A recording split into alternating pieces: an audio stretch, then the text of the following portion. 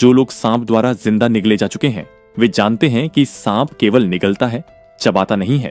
मैंने 1 मीटर लंबी black Mamba को जिंदा निगल लिया। हालांकि उसका आकार बहुत बड़ा था, लेकिन मैंने उसे निगलने के लिए खुद पर बहुत काबू पाया, सिर्फ इसलिए क्योंकि दुनिया में म्यूटेशन आने वाला है और 70% जीव म्यूटेशन राक्षसों में बदल जाएंगे। और यह ब्लैक मम्बा पिछली जिंदगी में एक भयानक शिकारी बन गई थी।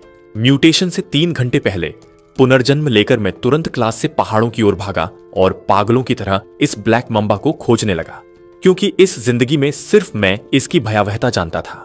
पिछली जिंदगी में हर कोई सुपर 5 वॉरियर्स बनना चाहता था और यह तभी संभव था जब म्यूटेशन के बिना कवच की शक्ति जागृत होने की संभावना हो। पिछली जिंदगी में मैंने कवच जागृत करने के लिए बहुत मेहनत की, लेकिन सफल नहीं हुआ और आधी जिंदगी संघर्ष करने के बाद अंततः म्यूटेशन जीवों द्वारा खा लिया गया। इसीलिए इस जिंदगी में मैंने एक अलग रास्ता चुनने का फैसला किया। 2.5 घंटे बाद मुझे झाड़ियों के बीच एक पूरी तरह काली ब्लैक मम्बा दिखी, जो पेड़ की छाया में आराम कर रही थी, और मैं सोच रहा था कि इसे जिंदा कैसे निकलूं। तभी पास से एक बिल्ली के म्याऊं की आवाज आई। एक तगड़ी काली बिल्ली ने उस ब्लैक मम्बा को देख लिया था और वह दबे पांव उसकी ओर बढ़ी। जब दोनों के बीच की दूरी 30 सेंटीमीटर से कम रह गई तो ब्लैक मम्बा अचानक उछली और दोनों के बीच लड़ाई शुरू हो गई। कुछ देर बाद घायल ब्लैक मम्बा भागने की कोशिश करने लगी, लेकिन बिल्ली उसे कैसे छोड़ती। उसने अपने पंजों से उस पर वार किया। जल्द ही ब्लैक मम्बा अधमरी हो गई और उसमें लड़ने की ताकत नहीं बची। जब काली बिल्ली उसे खाने ही वाली थी, मैं अचानक झाड़ियों से बाहर निकला। बिल्ली डर गई और कुछ मीटर दूर जाकर मुझे घूरने लगी। मैंने उस पर ध्यान नहीं दिया और अधमरी ब्लैक माम्बा को एक हाथ से उठा लिया। समय देखा तो 6:59 हो रहे थे। शुक्र है कि मैं समय पर पहुंच गया। वह बिल्ली अभी भी दूर खड़ी होकर मुझे गुस्से से घूर रही थी। अगर मैं नहीं आता तो वह सांप को खा रही होती, लेकिन मुझे पता था कि वह उसे नहीं खा पाती, क्योंकि 59 मिनट 30 सेकंड पर लेजर किरणें आने वाली थीं और तब तक ब्लैक मम्बा उसके लिए खाने लायक नहीं बचती। मेरा दिल तेजी से धड़क रहा था। मुझे आखिरी 20 सेकंड में इस 1 मीटर लंबी ब्लैक माम्बा को निगलना था। 59 मिनट 30 सेकंड पर मैंने एक गहरी सांस ली और जब उलटी गिनती 20 सेकंड पर पहुंची तो आसमान का रंग चमकने लगा। मुझे पता था कि लेजर वायुमंडल में प्रवेश कर चुका है, इसलिए मैंने बिना हिचकिचाए अपना मुंह खोला और उसे निगल लिया। मैंने अपनी मतली को रोका जब तक कि वह पूरी तरह अंदर नहीं चली गई और मैं महसूस कर सकता था कि ब्लैक माम्बा मेरे पेट के अंदर संघर्ष कर रही है। लेकिन उसी पल एक तेज लेजर किरण खामोशी से गुजरी और मेरे शरीर के अंदर एक धमाका हुआ। वह संघर्ष कर रही ब्लैक मम्बा मेरे शरीर के अंदर आग के सांप की तरह जलने लगी। मैं सफल रहा, मालिक। मेरे दिमाग में एक मासूम सी आवाज आई, मालिक, मैं वही ब्लैक माम्बा हूं जिसे आपने निगला है। आप तो पुनर्जन्म लेने वाले व्यक्ति हैं। आपकी यादों में पिछली जिंदगी बहुत पागलपन भरी थी। मैं इतनी शक्तिशाली थी। कोई आश्चर्य नहीं कि आपने मुझे निगलने का जोखिम उठाया। क्या तुम मेरी यादें देख सकते हो? मालिक, अब हम एक ही शरीर में हैं, लेकिन शरीर पर नियंत्रण आपका है। मुझे वाकई दुख है। मुझे समझ नहीं आ रहा कि क्या कहूं। कोई बात नहीं, अब हम पिछली जिंदगी से भी ज्यादा शक्तिशाली बनेंगे। ठीक है, अब से तुम्हारा नाम शाओयाओ होगा। इस जिंदगी के शासक हम ही होंगे। तभी दूर से एक दहाड़ सुनाई दी। मैंने ऊपर देखा तो वही काली बिल्ली जो पहले ब्लैक मम्बा को पीट रही थी, अब एक रीढ़ की हड्डी वाले राक्षस में बदल चुकी थी। यह देखकर शाओयाओ ने दहाड़ लगाई और उस बिल्ली को घूरने लगी। बिल्ली ने मुझ पर हमला किया, लेकिन मैंने वार बचा लिया। जैसे ही शाओयाओ ने उस राक्षस का मांस खाया, मुझे अपने शरीर में गर्मी और कोशिकाओं की सक्रियता महसूस हुई। मैंने पिछली जिंदगी कल्टीवेशन विधि का प्रयास किया, लेकिन सूरज की रोशनी से ऊर्जा नहीं मिल रही थी के लिए शक्तिशाली मांस खाना जरूरी था। मालिक, अब हमें बदला लेने जाना चाहिए। पिछली जिंदगी में स्कूल में एक कीड़ा था जिसने आपको जानवर की तरह समझा था, है ना? चलिए उसे मार डालते हैं। शाओयाओ मेरी यादों के जरिए जानता था कि मैं उस शख्स से कितनी नफरत करता हूं। मेरा भी यही इरादा है। जिस व्यक्ति को मुझे मारना था वह मेरे ही स्कूल का लिन यून था, जो एक अरबपति समूह के मालिक का बेटा था और उसके दादा एक सैन्य अधिकारी थे। लेजर किरणों के गुजरने के 3 घंटे बाद तक बड़े पैमाने पर म्यूटेशन नहीं होनी थी। जब मैं स्कूल पहुंचा तो छुट्टी हो चुकी थी और छात्र बाहर निकल रहे थे। मैं अंदर नहीं गया और बाहर लिन यून के आने का इंतजार करने लगा। वह अक्सर शाम 5:30 बजे अपने अमीर दोस्तों के साथ बाहर जाता था। मैं स्कूल के गेट पर इंतजार कर रहा था। मेरे बाल सफेद हो चुके थे, ऊपर का शरीर नग्न था और छाती पर टैटू था। मैं एक अलग ही नजारा पेश कर रहा था। कुछ घंटों बाद तुम सब रोगे, मैंने मन ही मन कहा। तभी मुझे मेरा लक्ष्य दिखाई दिया। लिन युन अपने अमीर दोस्तों के साथ हंसते हुए स्कूल से बाहर आ रहा था। उसे देखकर मुझे पिछली जिंदगी याद आ गई। ये अमीर लोग अपनी जान बचाने के लिए मुझे राक्षसों के सामने धकेल देते थे, जिसके कारण मैंने अपनी 3 उंगलियां खो दी थीं और लगभग मर गया था। मेरी आंखों में आंसू आ गए और मैं तेजी से उनकी ओर बढ़ा। एक अमीर लड़के ने मुझे अपनी ओर आते देखा। बिना रास्ता दिए उसने डांटते हुए कहा, तुम कौन हो? कुत्ते रास्ता नहीं रोकते। लिन युन ने मेरी ओर देखते हुए व्यंग्य किया। ये अजीब सा लड़का कहां से आया? वापस जाओ। मैंने बिना कुछ कहे उसके सामने एक कदम बढ़ाया और अपने बाएं हाथ से उसकी गर्दन पकड़ ली। मेरी उस एक नजर ने 2 सुरक्षा गार्डों को इतना डरा दिया कि वे ठंडे पड़ गए और उनके कदम वहीं रुक गए। उसी पल मैंने अपना पैर चलाया और लिन युन दर्द से कराहते हुए पूरी तरह बेहोश हो गया। इससे मेरे चेहरे पर एक संतोषजनक मुस्कान आ गई। पिछली जिंदगी में बिना शक्तियों के भी मैं 8 साल तक इस म्यूटेशन वाली दुनिया में जीवित रहा था, इसलिए मेरे मन का अंधेरा मेरी हड्डियों तक पहुंच चुका था। इसे पकड़ो, एक सुरक्षा गार्ड ने अपने दांत पीसते हुए कहा और बिजली का डंडा लेकर मुझ पर झपटा। मेरी आंखों में क्रूरता की चमक आई और मैंने अपना हाथ आगे बढ़ाया। वह गार्ड किसी कटी हुई पतंग की तरह 10 किलोमीटर दूर जा गिरा और सीधे मौत के मुंह में चला गया। वहां मौजूद छात्र यह सब देखकर डर के मारे पीछे हटने लगे। सब यहां से चले जाओ, तुम लोगों में से केवल कुछ ही अगले 1 घंटे में जीवित बचेंगे। इस सब की चिंता करने की जरूरत नहीं है। यह कहकर मैं वहां से चला गया।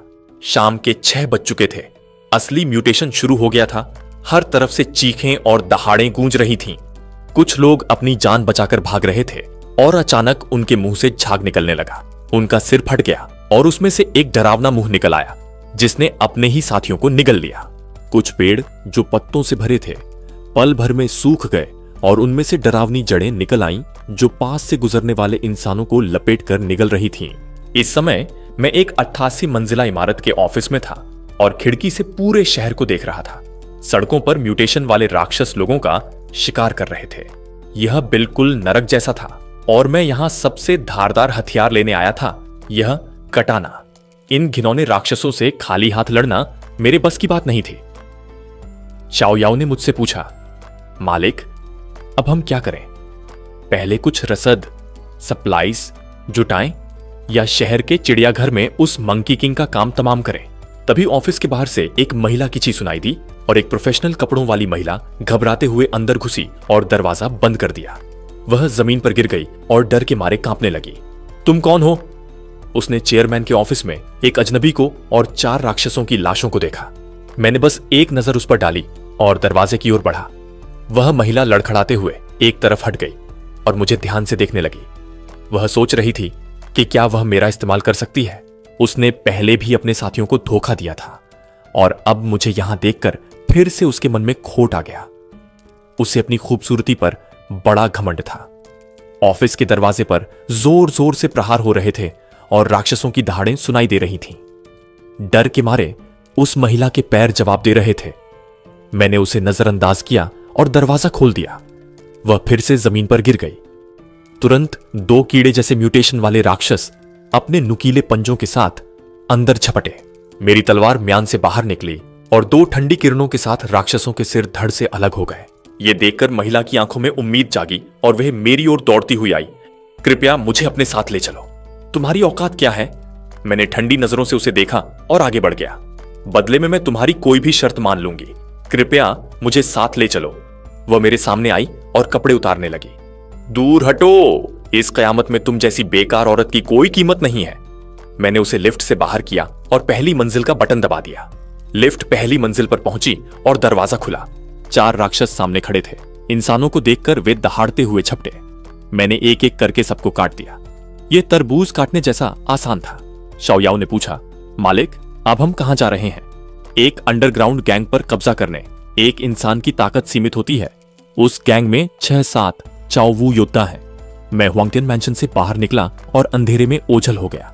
जैसे जैसे चाओयाओ राक्षसों की लाशों को खा रहा था, मेरी भूख मिट रही थी। चाओयाओ का खाना मतलब मेरा खाना था। अब मैं शायद इंसान नहीं रह गया था। जब से मैंने अपने पीछे के जुड़वां ड्रैगन को सक्रिय किया था, राक्षस भी मुझ पर हमला करने से डर रहे थे। भूख तो मिट गई थी, लेकिन प्यास लगी थी। तभी दूर एक सड़क से गोलियों की आवाज आई। मैं कुछ ही पलों में उस गली में पहुंच गया जहां सुपरमार्केट के गेट पर 20-30 हथियारबंद सैनिक हर दिशा में गोलियां चला रहे थे और राक्षसों की भीड़ का सामना कर रहे थे। गोलियों की आवाज और राक्षसों की दहाड़ एक हो गई थी, लेकिन इतने सारे म्यूटेशन राक्षसों के सामने, जिन्हें मारने के लिए कभी कभी दर्जनों गोलियां चलानी पड़ती थीं, वे सैनिक घबरा गए थे। अचानक अंधेरे से एक नुकीला अंग, टेंटिकल, बाहर निकला और उसने 3-4 सैनिकों को चीर दिया और उन्हें खींच ले गया। कैप्टन वू रुई का चेहरा गुस्से से पीला पड़ गया। उन्होंने उस अंधेरे की ओर 2 ग्रेनेड फेंके और अंधाधुंध गोलियां चलाईं। सुपरमार्केट के अंदर 100 से ज्यादा जीवित बचे लोग एक साथ दुबके हुए बाहर की आवाजें सुन रहे थे और कांप रहे थे। जैसे ही सेना की गोलियां खत्म होने वाली थीं, हमला करने वाले राक्षस अचानक रुक गए और रास्ता छोड़ दिया। सैनिकों ने डरते हुए उस अंधेरे की ओर देखा। तभी उन्होंने देखा कि सैकड़ों राक्षसों ने एक रास्ता बनाया है, जिससे सैनिक घबरा गए। उन्हें लगा कि कोई शक्तिशाली बॉस आ रहा है, लेकिन तभी उन्होंने एक इंसान को देखा जिसके पीछे 2 भयानक काले ड्रैगन थे। वह जहां से भी गुजरता, कोई म्यूटेशन राक्षस उस पर हमला करने की हिम्मत नहीं करता था। मैं इंसान भी हूं और राक्षस भी। मैं तुम्हें नुकसान नहीं पहुंचाऊंगा, बस पानी पीने आया हूं। मैं राक्षसों की भीड़ को पार करते हुए सुपरमार्केट की ओर बढ़ा। इतने राक्षसों को निगलने और ड्रैगन का शरीर होने के कारण अब गोलियां भी मेरे शरीर को भेद नहीं सकती थी। इसलिए उन 20-30 बंदूकों के सामने मैं ऐसे चल रहा था जैसे वे वहां हो ही नहीं। अगर उन्होंने मुझ पर गोली चलाई होती तो मैं पल भर में उन्हें खत्म कर देता। कैप्टन वू रुई ने मेरा नाम पूछने की कोशिश की, लेकिन मैंने उन्हें नजरअंदाज किया और सीधे सुपरमार्केट की ओर बढ़ा। चाओयाओ द्वारा राक्षसों को निगलने के बाद मुझे बहुत प्यास लग रही थी। सैनिकों ने बताया कि वे किसी बड़े आदमी को बचाने आए हैं, लेकिन मुझे उससे कोई लेना देना नहीं था।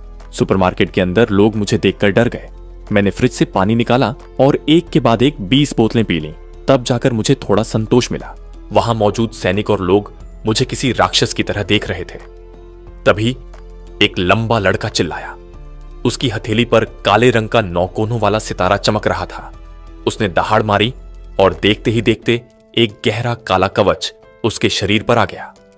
वह पहला चौवू योद्धा था जो मुझे चुनौती देने आया था। उसने अपनी लाइट स्वॉर्ड निकाली। चौवू कवच ताकत और सुरक्षा में बेजोड़ था और वह हथियार भी बुला सकता था। पिछली जिंदगी में मैं इन योद्धाओं से बहुत ईर्ष्या करता था, लेकिन वह पिछली जिंदगी की बात थी। अब मेरा शरीर किसी भी कवच से ज्यादा शक्तिशाली था।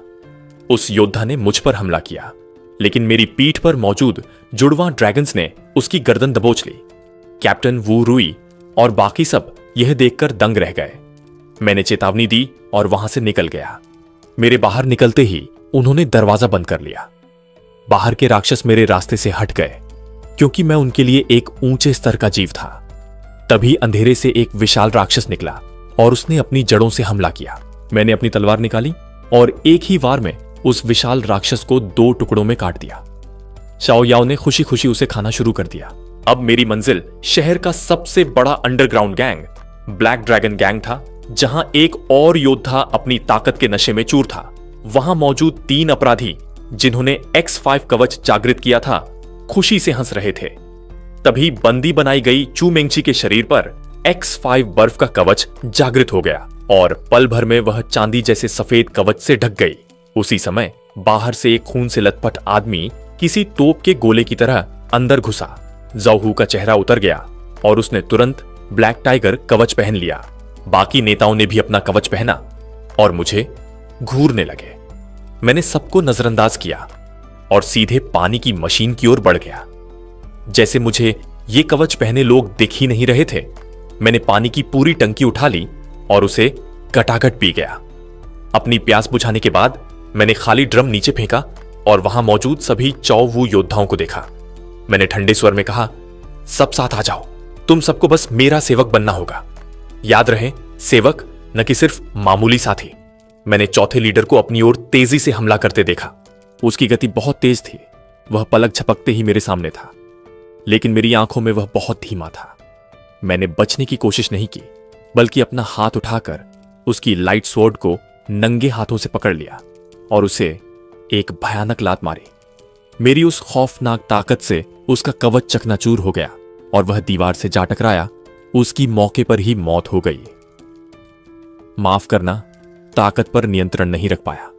मैंने उसकी लाश को देखकर कहा और बाकी लोगों की ओर मुड़ा, क्या तुम भी मेरी ताकत का अनुभव करना चाहते हो?